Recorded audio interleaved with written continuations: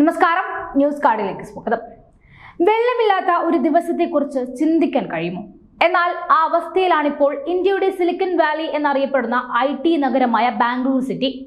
കടുത്ത ജലക്ഷാമത്തെ തുടർന്ന് ഇവിടെ മാസത്തിൽ 5 ദിവസം മാത്രം കുളിക്കുക, ഭക്ഷണം പാകം ചെയ്യാൻ വെള്ളമില്ലാത്തതിനാൽ പുറത്തു നിന്നും വാങ്ങുക, ഭക്ഷ്യാവശ്യങ്ങൾക്കൊഴികെ മറ്റെല്ലാത്തിനും ശുചീകരിച്ച മലിനജലം ഉപയോഗിക്കുക എന്നിങ്ങനെ ജീവിതത്തിൽ പുതിയ പൊരുത്തപ്പെടലുകളിലാണ് ബാംഗ്ലൂർ നിവാസികൾ.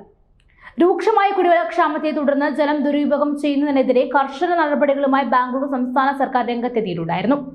കുടിവെള്ളത്തിന്റെ ദുരുപയോഗം തടയുന്നതിന്റെ ഭാഗമായി ബാംഗ്ലൂർ വാട്ടർ സപ്ലൈ ആൻഡ് മലിനജല ബോർഡ് നഗരത്തിൽ വാഹനങ്ങൾ വൃത്തിയാക്കുന്നതിനും പൂന്തോട്ട പരിപാലനത്തിനും കെട്ടിട നിർമ്മാണത്തിനും ജലധാരകൾക്കും വിനോദ ആവശ്യങ്ങൾക്കും വേണ്ടി വെള്ളം ഉപയോഗിക്കുന്നത് നിരോധിച്ചു.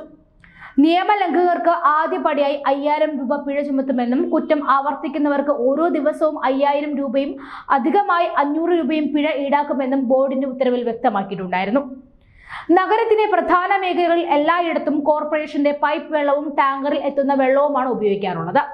ജലക്ഷാമം രൂക്ഷമായതോടെ ടാങ്കർ വെള്ളത്തിന്റെ ലഭ്യത ഗണ്യമായി കുറഞ്ഞതാണ് പ്രതിസന്ധി രൂക്ഷമാക്കിയതും. ജലക്ഷാമം കടുത്തതോടെ വെള്ളത്തിന്റെ ഉപയോഗത്തിലും വലിയ നിയന്ത്രണം കൊണ്ടുവന്നിരിക്കുകയാണ് അധികൃതർ. കാർ കഴുകുവാനോ ചെടി നനയ്ക്കുവാനോ ടാങ്കർ ജലമോ പൈപ്പ് വെള്ളമോ ഉപയോഗിക്കരുത് എന്ന് അധികൃതർ പറയുന്നു. ഇങ്ങനെ ചെയ്താൽ പിഴ അടയ്ക്കേണ്ടി വരും എന്നതാണ് വലിയ കാര്യം. സ്വിമ്മിംഗ് പൂളുകളിലും മറ്റ് വിനോദ മേഖലകളിലും ശുദ്ധജലം ഉപയോഗിക്കുന്നതും വിലക്കിയിട്ടുണ്ട്. വേണമെങ്കിൽ ശുചീകരിച്ച മലിനജലം ഇവിടങ്ങളിൽ ഉപയോഗിക്കാം എന്നാണ് ഉത്തരവിൽ പറയുന്നത്. ജനങ്ങളുടെ നിത്യജീവിതത്തെ ജലക്ഷാമം തകിടം മറിച്ചു കഴിഞ്ഞു. ജലക്ഷാമം അവസരമായി കണ്ട ടാങ്കർ ലോറിക്കാർ ജലവിതരണത്തിനുള്ള തുക കുത്തനെ ഉയർത്തിയിട്ടുണ്ട്.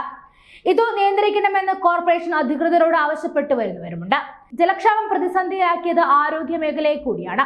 3 ദിവസത്തേക്ക് ഏതാണ്ട് 24,000 ലിറ്റർ വെള്ളമാണ് ഒരു മൾട്ടി സ്പെഷ്യാലിറ്റി ഹോസ്പിറ്റലിലേക്ക് വേണ്ടി വരുന്നത്. ജലക്ഷാമം രൂക്ഷമായതോടെ ആശുപത്രിയിലും ഇതിന്റെ ആഘാതം ഏറ്റു തുടങ്ങി.